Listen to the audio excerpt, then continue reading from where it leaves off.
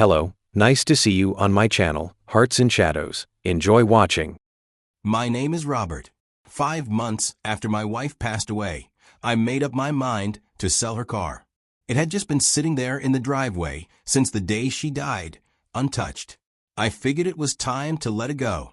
But what was supposed to be a simple step toward moving forward ended up turning into something I never expected. While getting the car ready to sell, I found something that shook me so deeply. It made me start questioning everything I once believed to be true. About her. About us. About our entire life together. After Nancy died, everything about my life just lost its shape. I don't know how else to put it. Things that used to matter stopped feeling important. Days started to blur together. Nights felt longer, heavier. I would wake up in the morning, stare at the ceiling for God knows how long, and then force myself out of bed, because I had a job to show up to and bills to pay. So I drag myself up, go through the motions, shave, shower, dress. But the truth is, I wasn't really there. My body showed up, but my mind didn't. Even when I made it to the office, sitting behind that desk felt like a punishment. I would stare at my screen and barely take in the words. I was disconnected from everything. Grief does that. Sometimes I would find myself stuck in a memory of the last week before she died. Her death wasn't sudden, but that didn't make it any easier. Nancy had breast cancer. We didn't even know until it was already too late. By the time the doctors found it, the cancer had already moved from her breast to her lungs. It had spread quietly, and by the time it showed symptoms, constant coughing, chest pains, it was already stage 4. The doctors told us that treatment wasn't going to cure her, but they could try to buy her more time. And we took what we could get. They gave her medication. She took it without complaining. She smiled through it most days, but I could see the pain eating away at her. Some days, she couldn't even get out of bed. I knew my priorities had to change. I cut down on work immediately. Nothing seemed more important than being by her side. Every second that I wasn't at work, I spent it with her. I drove her to every appointment. I tried to stay strong for her, even when I felt like crumbling. We spent nearly a year in and out of hospitals. Every time we got a checkup, I held my breath, hoping for even the smallest sign that things were getting better. But deep down, I knew it was just wishful thinking. Her condition kept declining. Her body got weaker. She slept more, talked less. Until one morning, I woke up beside her, and she was just gone with no goodbye or last words. She slipped away in her sleep. Losing her felt like losing the air in the room. The funeral came and went. People were kind. They brought food. They hugged me. They said things like, "She's in a better place," or "At least she's not in pain anymore." And I nodded and thanked them. But none of that helped. Because the pain didn't end with her suffering. It just moved into me. After the burial, everyone else got to return to their routines. But I came home to the same house, the same silence, the same bed where she used to sleep beside me. Everything reminded me of her. Life didn't just feel different, it felt broken. And I didn't know how to fix it. Before everything that happened, Nancy and I were married for 5 years, and before that, we had one of those on and off kinds of relationships. You know the type. Some years we were inseparable, other times we needed space, thought we were better off as friends, then somehow always found our way back to each other. Looking back, I think those early days helped us understand each other more deeply. We knew each other's flaws, fears, and soft spots long before we said "I do." So when we finally made it official, I believed we had something tested and real. But that didn't mean the entire duration of the marriage was easy. We had our rough patches. We argued, sometimes over small things, and sometimes over things that felt too big to fix. But no matter how hard things got, we always circled back to each other. I didn't think of our marriage as perfect, but I thought it was honest. One of the biggest trials we faced as a couple was trying to have children because we wanted to be parents. That was something we both dreamed about early on. But our reality turned out to be very different from our plans. We lost 2 pregnancies to miscarriage, and the third ended in a stillbirth. It broke us in quiet ways. We both grieved differently. Eventually, after that third loss, we decided to get medical tests done. That's when we found out what had been causing it all. Nancy had something called antiphospholipid syndrome, APS for short. It's an autoimmune disorder where the body's own immune system attacks normal proteins in the blood. In her case, it caused blood clots that blocked blood flow to the fetus during pregnancy. It was the reason we kept losing our babies. That diagnosis hit us hard. Nancy didn't cry in front of the doctor.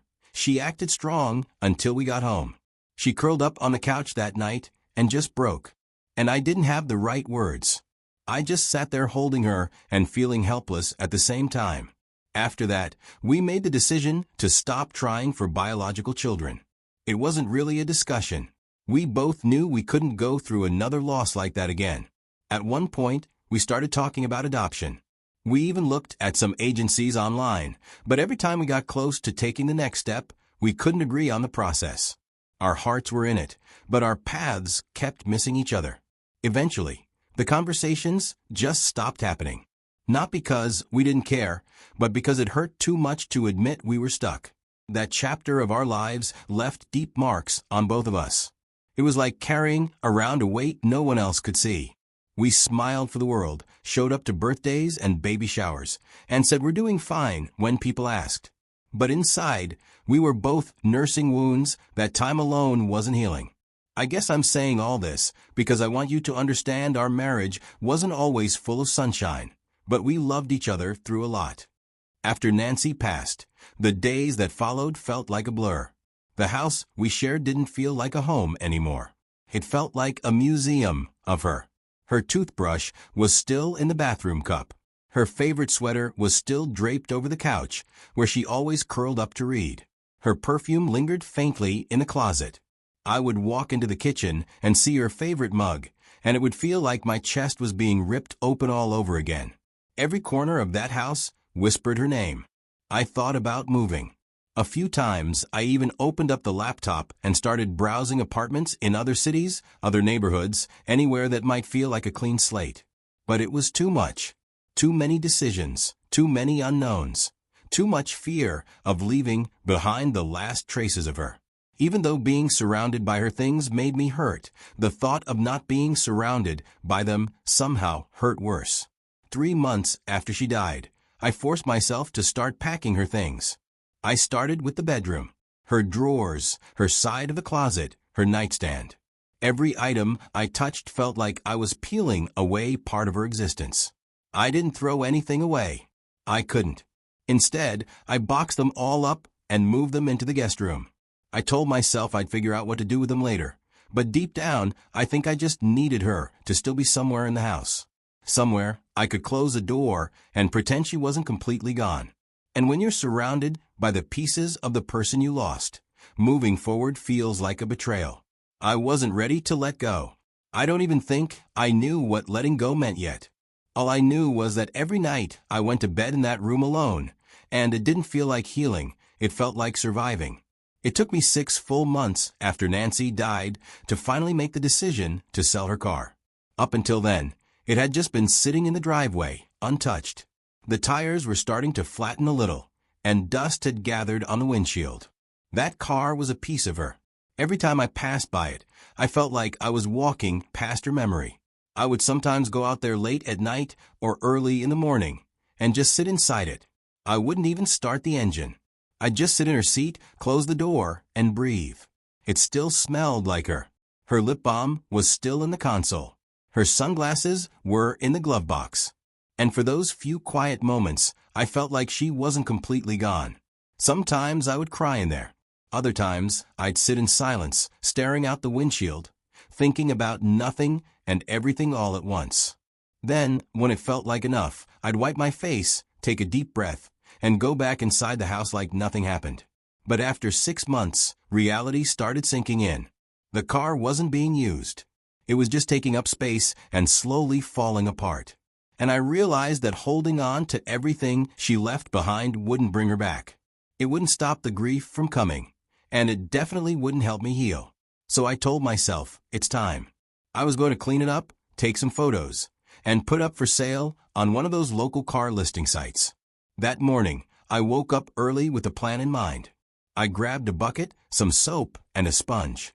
I started by washing the outside of the car. If I were going to take photos to sell them, I figured it needed to at least look clean. I took my time with it, not rushing the process. After a while, I moved to the inside. I started cleaning slowly, lifting the floor mats, dusting the dashboard. I opened the glove box, expecting maybe a few old receipts from gas stations or grocery stores, an owner's manual, maybe some tissues, or a crumpled napkin or two. But as I go through the things there, underneath the things there was something else.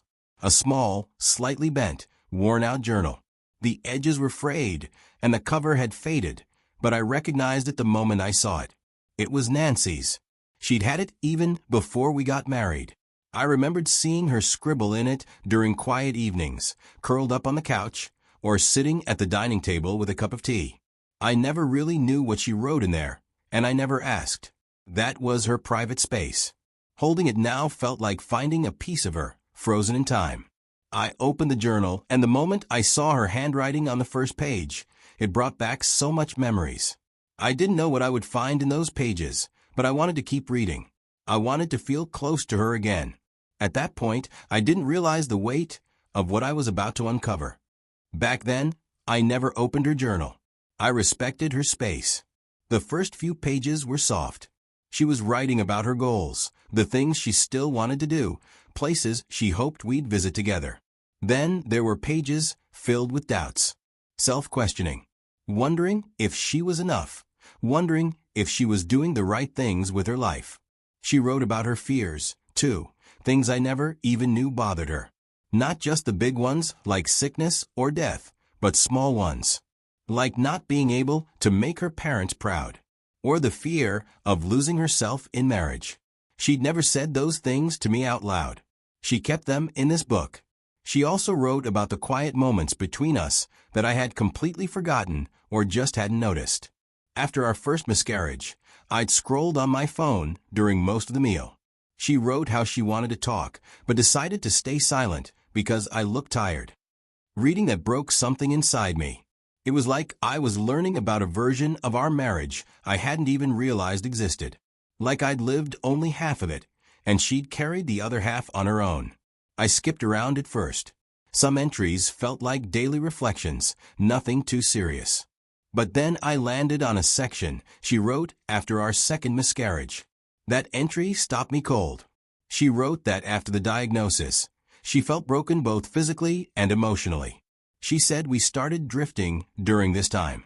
That while I buried myself in work, she poured herself into her business just to stay busy. She said we weren't really us anymore, just two people carrying pain differently.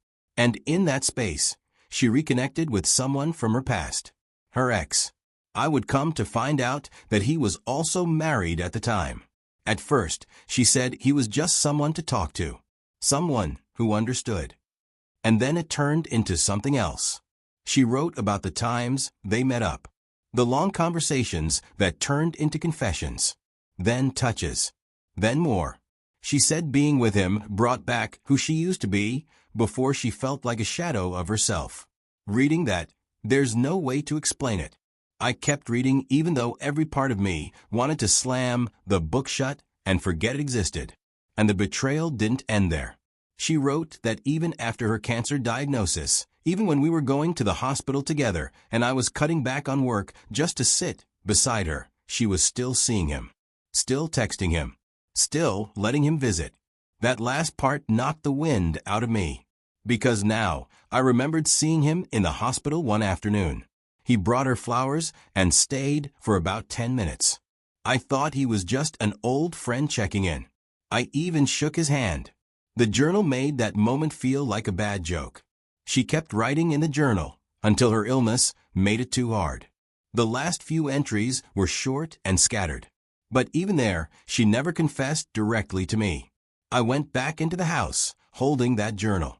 The worst part of it all was knowing that she wasn't here to explain herself.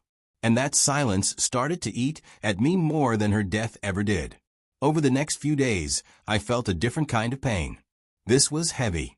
About a month after I found the journal, I had spent weeks trying to make sense of what she'd written, of who she had been when I wasn't looking.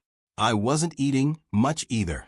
It was like her death had opened one wound, and the journal had ripped open another one right beside it. I didn't know how to carry both pains at the same time. That's when I realized I couldn't keep trying to handle it all on my own. I started therapy quietly. I didn't even know what I was expecting from it at first. Maybe I just needed to talk to someone who wouldn't tell me to move on or look at the bright side.